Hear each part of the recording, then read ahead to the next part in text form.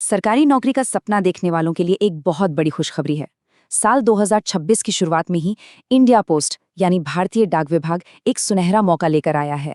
और सबसे अच्छी बात पता है क्या है? इसके लिए सिर्फ 10वीं पास होना जरूरी है। तो बहुत से लोग इस दौड़ में शामिल हो सकते हैं।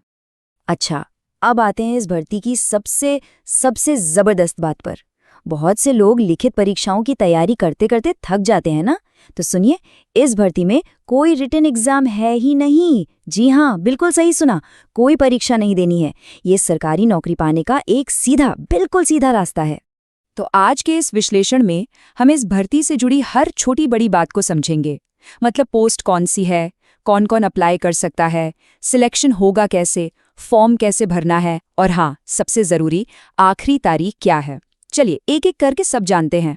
चलिए शुरू करते हैं और सबसे पहले ये समझते हैं कि आखिर ये पोस्ट है किस चीज की। तो ये जो मौका है ये है डायरेक्ट एजेंट की भूमिका के लिए। तो ये पद है डायरेक्ट एजेंट का। अब ये डायरेक्ट एजेंट करते क्या है? इनका काम पोस्टल लाइफ इंश्योरेंस यानी डाक विभाग की जो बीमा योजनाएं होती हैं उससे जुड़ा होता है। और ये कोई एक शहर या राज्य के लिए नहीं है, ये एक ऑल इंडिया लेवल की भर्ती है। मतलब भारत में कहीं से भी कोई भी, चाहे महिला हो या पुरुष, इसके लिए आवेदन कर सकता। ठीक है, तो पोस्ट के बारे में तो पता चल गया। अब सवाल ये उठता है कि क्या आप इसके लिए एलिजिबल हैं? चलिए अब इसकी योग्यता की शर्तों पर नजर डालते हैं। यानी उम्र और पढ़ाई लिखाई कितनी चाहिए, ये हिस्सा बहुत जरूरी है, तो थोड़ा ध्यान से सुनिएगा। पढ़ाई लिखाई की बात करें तो यहाँ पर चीजें बहुत ही सीधी और सरल रखी गई हैं। इसके लिए जो मिनिमम क्वालिफिकेशन चाहिए वो है सिर्फ 10वीं पास। जी हाँ, किसी भी मान्यता प्राप्त बोर्ड से अगर 10वीं पास है तो काम बन जाएगा। अगर 12वीं या ग्रेजुएशन किया है तो और भी अच्छी बात है, पर जरूरी नहीं है। 10वीं पास होना ही काफी। अब बात करते हैं उम्र की। यहाँ पर उम्र का दायरा काफी बड़ा रखा गया है। कम से कम 18 साल और ज्यादा से ज्यादा 50 साल तक के लोग अप्लाई कर सकते हैं। और जो सरकारी नियम है उनके हिसाब से रिजर्वेशन का फायदा भी मिलेगा। जैसे कि ओबीसी कैंडिडेट्स को 3 साल की और SC/ST कैंडिडेट्स को 5 साल की ऊपरी आयु सीमा में छूट दी जाएगी। योग्यता की बात हो गई, अब आते हैं सिलेक्शन प्रोसेस पर, यानी कि चुनाव होगा कैसे। और जैसा कि शुरू में ही बताया था, ये प्रक्रिया बहुत ही सीधी साधी है। एक बार फिर से दोहरा दूं, लिखित परीक्षा की कोई टेंशन नहीं लेनी है। सिलेक्शन का आधार सीधा सीधा वॉक इन इंटरव्यू है। मतलब इंटरव्यू होगा और आपके डॉक्यूमेंट्स चेक किए जाएंगे।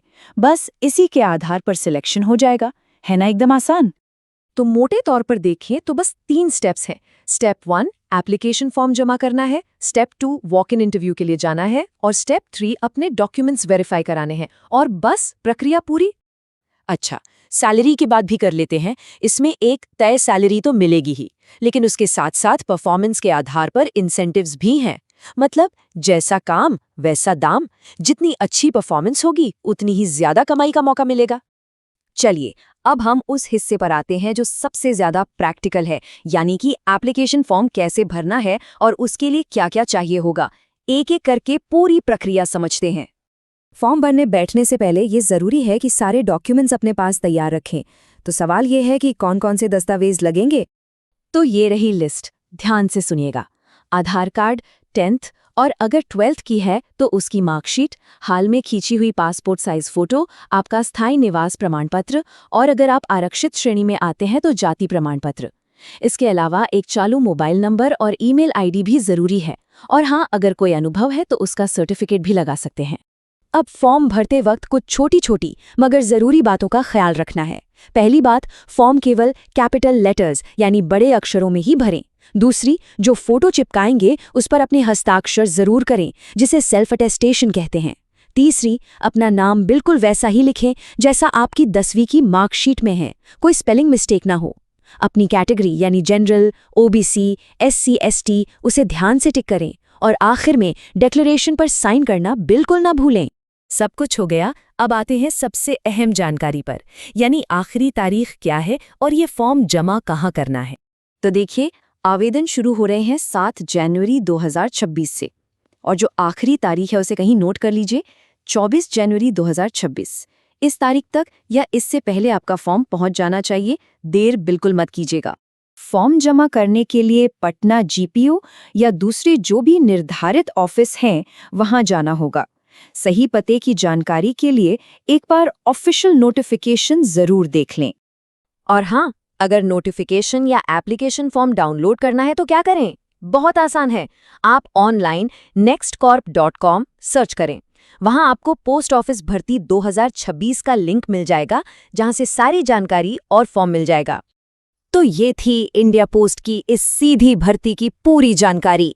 ये वाकई में एक सोचने वाली बात है कि क्या इस तरह की भर्तियां, जहां लिखित परीक्षा के बजाय सीधे इंटरव्यू और डॉक्यूमेंट वेरिफिकेशन से सिलेक्शन होता है, कुछ सरकारी नौकरियों के लिए भविष्य का रास्ता बन सकती हैं? इस पर विचार जरूर कीजिएगा। ऐसा कंटेंट रोज चाहिए तो लाइक करो, सब्सक्राइब का बटन दबाओ और शेयर करना मत भूलना।